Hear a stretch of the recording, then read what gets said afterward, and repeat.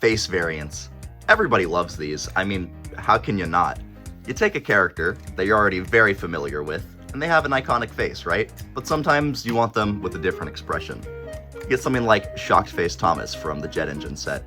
And these things are really useful if you like doing remakes, or if you just want something that's accurate to the show, or just something that's a bit different. Now, a lot of these alternate face variants, because they're so uncommon, they fetch pretty high prices, like Flip Face Toby here. You just wanted to show off Flip Face Toby! You would be correct. There are a decent handful of official alternate faces, like Flip Face Thomas here, but you might be able to see the issue. One, he's connected permanently to this truck, and he's covered in coal dust. Now, that's fine for a little one-off release, but sometimes you want an alternate face that can work in every scenario. Now, this guy's not the topic of this video, but these are. Here I have 3 Plarail customs with alternate faces that are very useful in pretty much every scenario, and I'm going to go over each one in detail and how I made them. First up is Big Blue himself. Now, Plarail has made a handful of official variants of him with different faces. Of course, there's the original, there's the Grumpy Thomas, and I love this one so much. And then we have Shock Thomas, and this one's iconic in its own right. But we have him upset, we have him scared, we have him happy, but we don't really have him sad. You guys probably know where I'm going with this. Here is my custom Sad Thomas. The face here comes from the Thomas Makes a Mess, is that what it's called? The Trackmaster one where he's covered in paint. And all I did was I just unscrewed the face from the smoke box on the Trackmaster version. I just pasted it on a Plarail Thomas. And I took some nail polish remover to try and get rid of the yellow. As you can see, I did not do that great of a job. I didn't realize that it was the type of nail polish remover that, I believe the type that contains acetone that melts plastic. I'm a little bit stupid, but hey, it looks okay. As you can see, I had to repaint the eyebrows. He's given me some devious stank eye. I think he's upset about what I did to him, but if you hold him at a distance, he looks fine. I might try and touch this up again in the future, but I think for now, it fits the roster pretty well, and this sad face was used pretty frequently.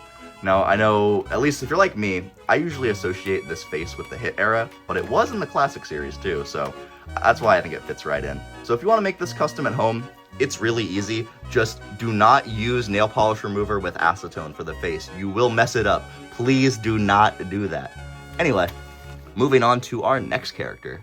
When it comes to official versions of Percy, there's really only Happy and Shocked.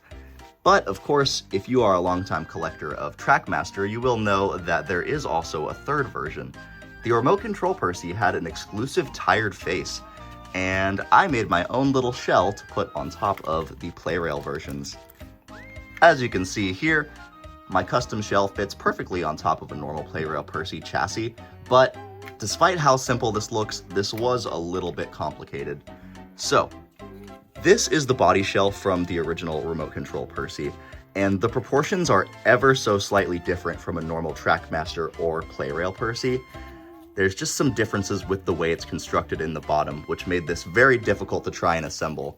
Essentially, this is made up of 3 primary components: a Plarail chassis, a Trackmaster Fisher-Price Percy shell, and then the RC Percy smoke box and face. And you can see here, this plastic is mangled and gnarled on the inside because it would just not fit with the battery cover, because the original RC Percy had the battery all the way in the back. So it wasn't made to be compatible with this. So what I had to do was I took a Dremel, and if you are under 18, do not use a Dremel. Do not, you will hurt yourself.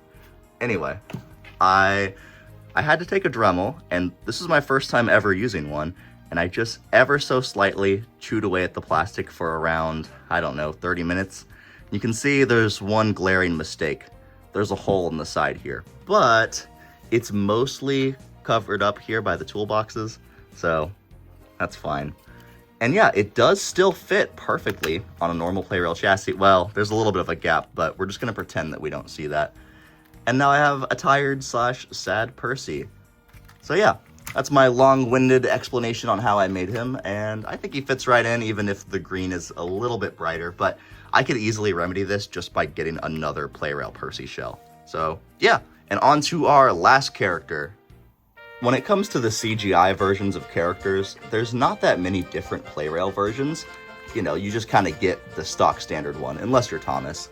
So this is a traditional CGI Plarail Gordon, and he's fine. I like him even though I prefer the original. But I had an idea for this guy for a very long time. Of course, I'm not the only one that has come up with this idea. Many other people have done it. But here is Oh the Indignity CGI Gordon. Oh no, there's hot glue there. Ew, oh, that doesn't look good. This face is from the Oh the Indignity Gordon. You know the one with the bananas on it? Yeah, that one. A fantastic face variant, but locked behind a really weird gimmick toy. So, what I had to do for this one, and I can't really show it off that easily, because the way Plarail and Trackmaster designed their smoke boxes, this wasn't as easy as just taking the face off and plopping it on. Basically, as you can kind of see, there's screws and stuff in the way it's all held together. So what I had to do was I fully disassembled Oh the Indignity Gordon, I took the face off, and then I took pliers to pluck the little plastic pegs on the back of the face. Then I sanded it down with a sanding block, and then I hot glued it onto the smoke box here. Now, I think it turned out pretty good, despite having to do all of that. This was honestly probably the easiest custom out of all of them to do. As you can see, his eyebrow's a little bit wonky. The version of Oh the Indignity Gordon that I got was a little bit worn down. As you can see, so is this Gordon. I got it cheap on eBay, but that's totally fine because, you know, I only bought it with the intention of making a custom out of it. But yeah, now let's get to the wrap-up. And that is 3 custom Trackmaster / Plarail custom face variants.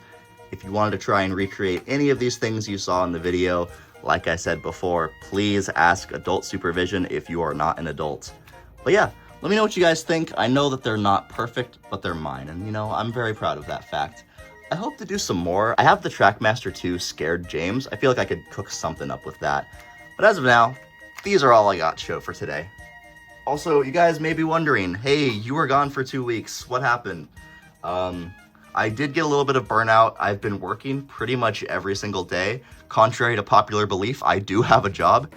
And I got sick on top of that. So, not trying to make excuses, but yeah, I've had a few reasons why I've been away from the channel. But I do still want to make videos. I have a few ideas in the works. I still want to make a review of this guy. But yeah, if you guys want to see that, make sure to like and subscribe. Or if you guys think these customs suck, make sure to report my channel and block me. Alright guys, see ya, peace, bye.